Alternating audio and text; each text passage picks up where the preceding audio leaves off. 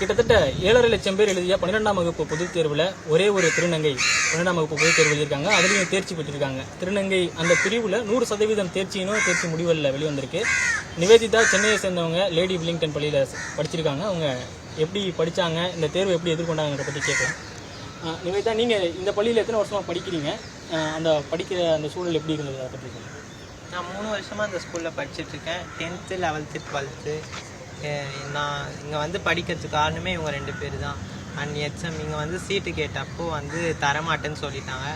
அப்புறம் சிஓடிஓ கேட்டு தான் நான் சீட்டு தருவோம் அப்படின்னாங்க. சரி வாமா டேரெக்டாகவே போய் பார்க்கலான்ட்டு இவங்க சொன்னாங்க. போய் சிஓடியும் டிஓடியும் போகணும். போனதில் சிஓ சார் இல்லை, அவங்க பிஏ இருந்தாங்க. போமா, நான் அவனுக்கு பேசிட்டேன், அங்கே போனோடனே அப்ளிகேஷன் போட்டுருவாங்க, போட்டு படி அப்படின்னாங்க. இப்போது சாதாரணமாக ஒரு ஸ்கூலில் நம்ம படிக்கிறப்ப அங்கே நிறைய கேளிகள் கூட இருக்கிற பசங்க நம்மளை புரிஞ்சுக்கிறதுங்கிறது ஒரு கடினமான சூழலாக இருக்கும். இந்த 3 வருஷம் உங்கள் கூட இருந்த ஃப்ரெண்ட்ஸ், இங்கே இருக்கக்கூடிய சூழல்லாம் எவ்வளோ ஹேட்டாக இருந்தது, இங்கே உள்ளவங்க எவ்வளோ சப்போர்ட் பண்ணாங்க, இந்த எக்ஸாமை நீங்கள் ஃபியர்லெஸ் இல்லாமல் எதிர்கொள்கிறதுக்கு எது காரணமாக இருந்தது? எனக்கு இந்த ஸ்கூலில் ஹர்ட்டிங்கே கிடையாது. எல்லாம் நல்லா பார்த்துக்கிட்டாங்க. பசங்கள்லாம் வந்து என்னை ஒரு திருநங்கை அப்படின்னு தனியாக ஒதுக்காமல் அவங்கள மாதிரியே என்னை பார்த்துக்கிட்டாங்க. எங்கே போனாலும் கூப்பிட்டு போவாங்க. வரலன்னா சண்டை போடுவாளுங்க. நல்லா பார்த்துக்கிட்டாளுங்க. அதெல்லாம் அவங்க சொல்லவே மாட்டேன். மிஸ்ஸுங்களும் நல்லா பார்த்துக்கிட்டாங்க என்ன. அடுத்த கட்ட கனவு என்னவா இருக்குது நிவேதாக்கு? ஏன்னா நான் 12வது தேர்ச்சி பெற்றுருக்கீங்க. அதுக்கடுத்து நீங்கள் எதிர்நோக்கி போக வேண்டிய கோல்ஸ் ஏதாவது வச்சுருக்கீங்களா? நேற்று நடந்த நீட் எக்ஸாமில் நான் ஒரு திருநங்கையாக போய் நீட் எக்ஸாம் எழுதியிருக்கேன். அதில் பாஸ் பண்ணிடுவேன் நம்புகிறேன். சீட்டும் கிடைக்கும் அப்படின்னு நம்பிட்டுருக்கேன்.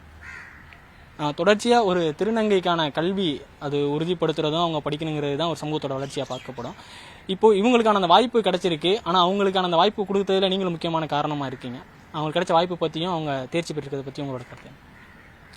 வணக்கம், நான் அனுஸ்ரீ, தமிழ்நாடு திருநங்கை நலவாரியத்தினுடைய நலவாரிய உறுப்பினர். நான் ரொம்ப சந்தோஷமாக இருக்குது. இன்றைக்கி தமிழ்நாட்டிலேயே வந்து ஒரு திருநங்கை தான் இந்த வருஷம் வந்து +2 தேர்வு எழுதி தேர்ச்சியும் பெற்றிருக்கான்ற போது ரொம்ப சந்தோஷமாக இருக்குது. அதுவும் நாங்கள் போராடி சேர்த்த ஒரு பிள்ளை வந்து இன்றைக்கி தேர்ச்சி பெற்றிருக்கான போது நாங்கள் பெற்ற பிள்ளையே இன்றைக்கி தேர்ச்சி பெற்ற மாதிரி ஒரு அளவில்லாத சந்தோஷத்தை நாங்கள் இன்றைக்கி அனுபவிக்கிறோம். இந்த படிப்பு வந்து சாதாரணமாக அவளுக்கு கிடைக்கல. நாங்கள் இந்த ஸ்கூலில் வந்து சீட் வேணும்னு கேட்கும் போது நிறைய தடைகள் எங்களுக்கு இருந்தது. அது எப்படி பெண்கள் மேல்நிலை பள்ளியில் போயிட்டு திருநங்கைக்கு நாங்கள் சீட் தருவோம்னு சொல்லியிருந்தாங்க. அவங்களுக்கு எங்களை பற்றின புரிதல் இல்லை. அவங்களுக்கு நாங்கள் யாருன்ற ஒரு எந்த ஒரு நாலேஜும் கிடையாது. அவங்களுக்கு ஒரு பெண்ணாக உணர்றதால தான் நாங்கள் இந்த பெண்கள் மேல்நிலை பள்ளியில் சீட் கேட்டோன்றதை அவங்க புரிஞ்சுக்கல. இன்னொன்று வந்து கோயெட்டில் இந்த பிள்ளைக்கு நாங்கள் சீட் கேட்டு போயிருந்தாக்கா திரும்பவும் இதுக்கு முன்னாடி நாங்கள் படித்த பள்ளியில் ஏற்பட்ட அதே அவமானங்கள், கேலி கிண்டல்கள், அவப்பெயர்கள், ஏதாவது விஷயங்கள் திரும்பி நடக்குமோ அப்படின்றனால தான் பெண்கள் மேல்நிலை பள்ளியில் சேர்த்தோம். ஆனால் சேர்க்கும் போது அவங்க தயக்கம் எங்களுக்கு ரொம்ப மன வருத்தத்தை ஏற்படுத்துச்சு.